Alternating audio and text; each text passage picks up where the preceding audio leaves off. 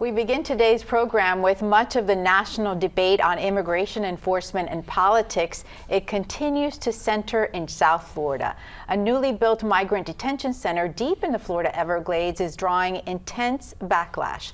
Nicknamed Alligator Alcatraz, a state-run facility began housing detainees earlier this month, but serious concerns are growing. Family members of detainees allege inhumane conditions, reporting overcrowding, lack of food and water, inadequate medical care, and denial of religious rights. Meanwhile, several immigration attorneys say they've been blocked from meeting with their clients. The Florida Division of Emergency Management oversees the facility and calls the claims false and politically motivated. The center is also facing legal and financial questions, funded with $450 million from state coffers, not federal money. Governor Ron DeSantis and Department of Homeland Security Secretary Kristi Noem say the state plans to seek reimbursement through FEMA's Shelter and Services program. Despite the controversy, state officials maintain the facility is essential to handling a growing population of undocumented migrants. And there's so many layers to this. There's the immigration, there's the legal, there's the humane treatment, there's the environment.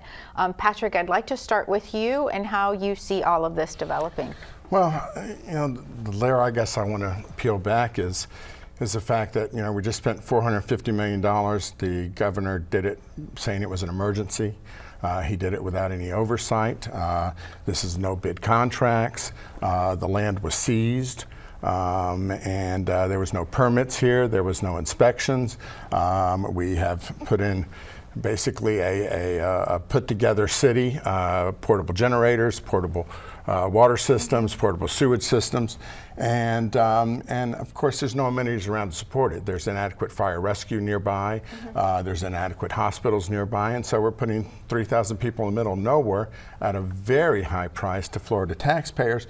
And we had a session, so we could have discussed this with our legislators. He could have worked with more people to try and get this done and get it approved. When you start to look at $450 million, I did the math the other day, we could pay for 49,000 Floridians to be on Medicare for 1 year for that kind of money. And $450 million is just for 1 year. That's all it covers. You bring up the point of the governor has created this center with very little oversight, and yet the Florida Division of Emergency Management is the organization that's overseeing this, that say that they're responsible for this. Akash, what is the information that you think is important for the public to know about this? I think this was the president, and most Americans the president ran on getting illegal citizens deported, and there was someone that says, hey, we could do this, and the governor raised his hand and said, we got a spot in Florida. They did this in 10 days, like Patrick mentioned. It was very quick, and FEMA and the director, Kevin Guthrie, said, we can do it, we can manage it.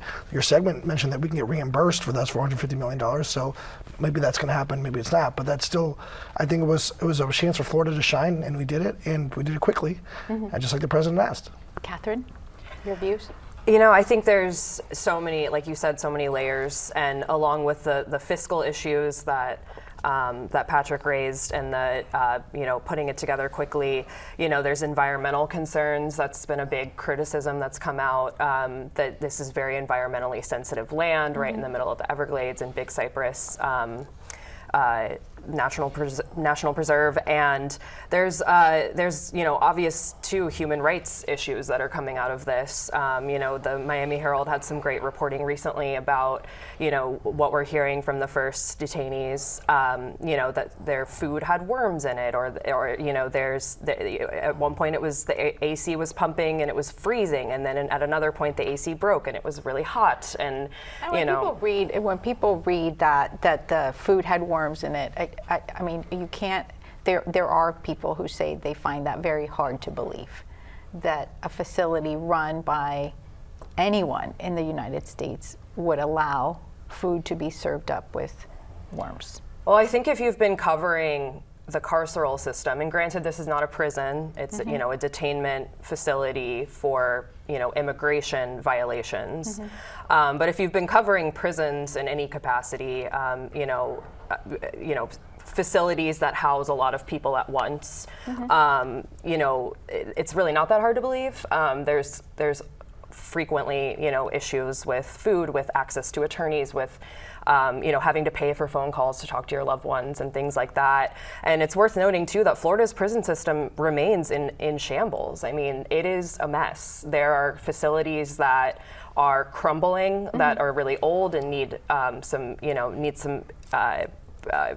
renovations at the very least. There was an audit done last year that called for, that Florida needs new prisons to support the, incarcerated population, and they can't hire enough prison guards to work at these facilities. So the Florida National Guard has been deployed at prisons for years now, and that's the same group that has also been deployed, I believe, to do some of the guard work at Alligator Alcatraz. So, we already have all of these facilities housing a lot of people that aren't doing too hot. A lot of them also, most of the prisons are not air conditioned. And so people who are incarcerated are living in unair conditioned facilities in Florida summer. I mean, imagine that, So there's a lot of questions about, human rights. Justin, how do you see this? Yeah.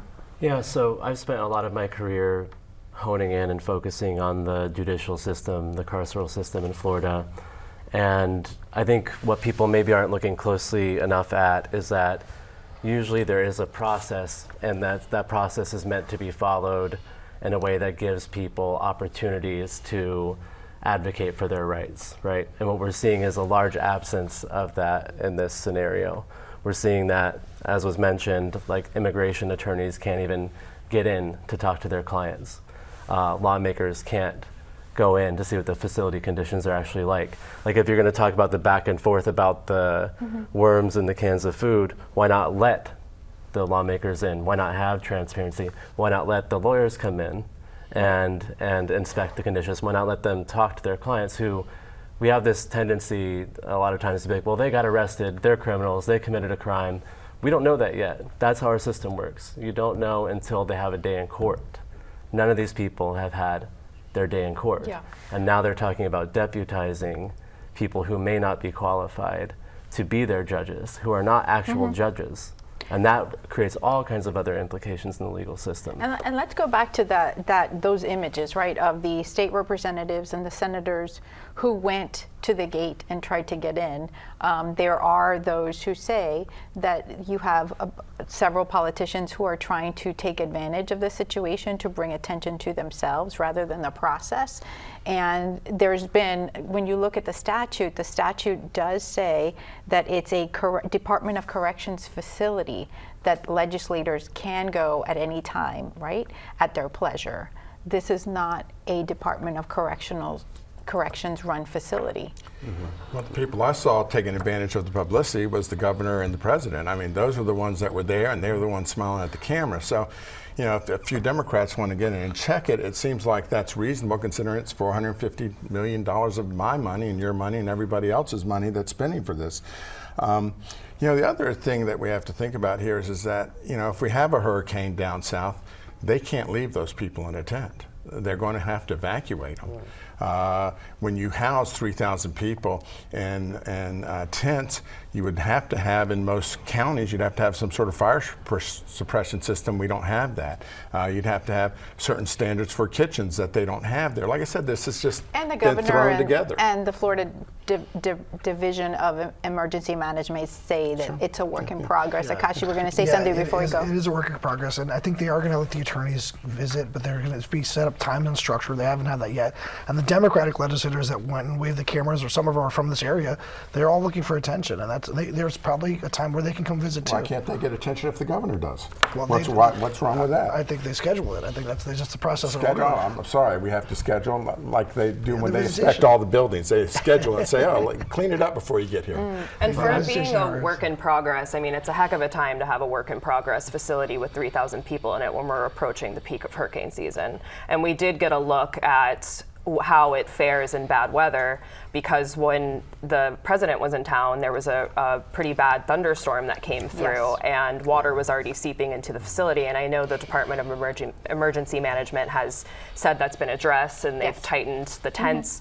But we've all lived through hurricanes in our, comfortable homes and seen how, Yeah. scary that can be. So, there's still a lot of questions there. Anytime there's a lack of transparency in any government-run institution, you're going to allow those questions to be raised and linger. If you have transparency and you can show very clearly this is actually not happening what you're saying, then you're able to squash that. But so why not have the transparency? That's always the question in the back of my mind as a journalist. Transparency, transparency, transparency. And certainly, we welcome all the voices that are here and looking at the different aspects of this Alligator Alcatraz.